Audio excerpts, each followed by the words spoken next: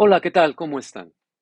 No son en vano los apoyos con recursos públicos, con personal de gobierno, que los gobiernos, tanto a nivel federal como a nivel estatal, de representantes de Morena, del Movimiento de Regeneración Nacional, han enfocado, orientado o dirigido en apoyo a los aspirantes a la candidatura a la presidencia de ese partido. Y no son en vano porque no son iguales, no a todos se les ha apoyado igual. Si todo esto es ilícito, no debería de existir. De todas maneras existe, pero además de manera completamente desigual. Sobre eso quiero hablarles hoy, porque esto incide en las posibilidades de victoria o derrota de todos aquellos aspirantes a la candidatura por parte de Morena que están entrando ya a una nueva etapa de su contienda.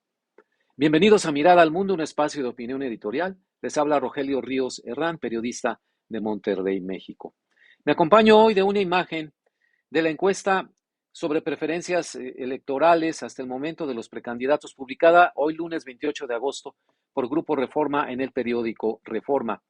Tiene muchos datos muy interesantes, es muy extensa, pero para mi comentario de hoy me apoyo en esta que es, digamos, la pregunta que se hizo directamente a los encuestados sobre por quiénes votarían para la candidatura de Morena.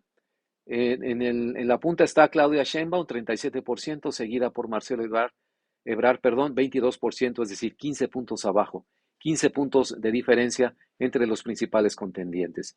Los demás, pues, son porcentajes muy bajos, 7% Fernández Noroña, perdón, porque le dije así.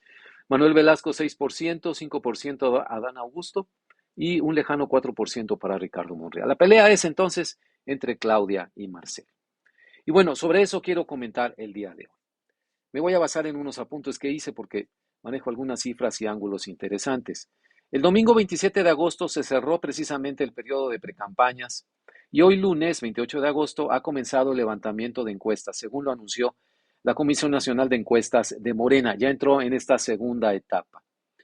El Grupo Reforma publica esta encuesta que les comento sobre preferencia de voto en torno primero a los precandidatos morenistas y luego sobre las preferencias de los encuestados cuando se confrontan candidatos morenistas con los del Frente Amplio por México. Lo que me interesa destacar en el comentario de hoy, la segunda parte la dejaré para mañana o un comentario posterior, es la creciente distancia entre Claudia Sheinbaum y Marcelo Ebrard. Como les decía, 37% y 22% en las preferencias de voto, es decir, 15 puntos de diferencia enormes entre ambos que a estas alturas parecen realmente insalvables para Marcelo Ebrard.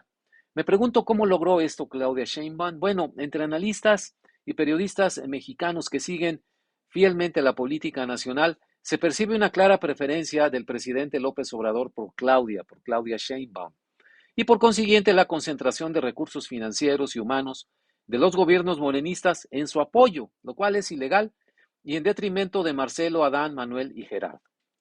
En su columna del 28 de agosto, del día de hoy también en el periódico El Financiero, el periodista mexicano Raimundo Riva Palacio publicó otro ángulo que es sumamente preocupante, incluso una preocupación mayor me origina que la del desvío de recursos en favor de Claudia Sheinbaum, y es, según el periodista Riva Palacio, el uso del Centro Nacional de Inteligencia a favor de ella, de Sheinbaum.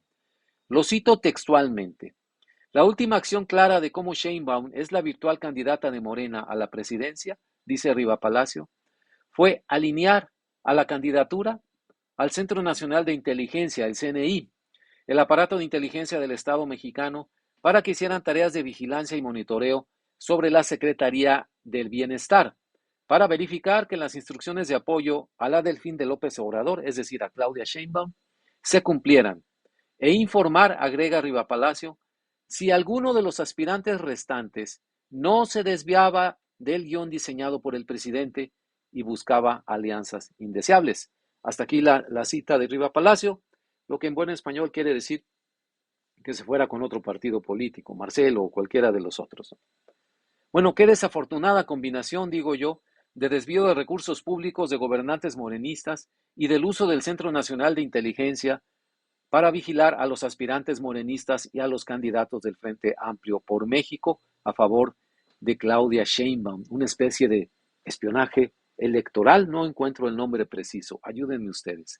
Qué sucia operación político-electoral, todo, pero absolutamente todo lo que los mexicanos ciudadanos de otras épocas repudiábamos en el antiguo régimen, en la época priista, como usted quiera llamarla, sobre lo sucio que eran las campañas electorales, los golpes bajos, el espionaje, el desvío de recursos, se repite, pero incluso corregido y aumentado ahora con el presidente López Obrador y sus operadores políticos en Morena, en el Movimiento de Regeneración Nacional. Bueno, a eso precisamente se enfrentará la candidata que resulte del Frente Amplio por México, cuyos resultados en la encuesta de Reforma los vamos a analizar el día de mañana.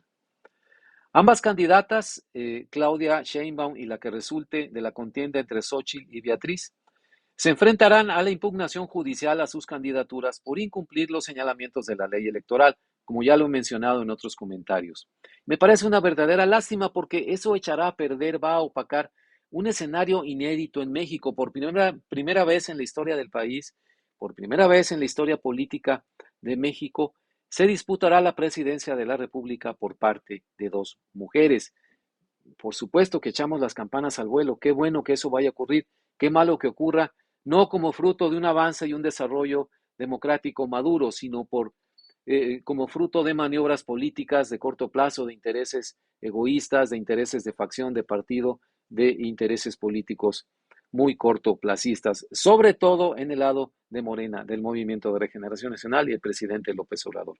Así que vaya año electoral 2024 que nos espera. Sí, habrá dos mujeres candidatas, pero caramba, ¿bajo qué condiciones? Muchas gracias, nos vemos mañana.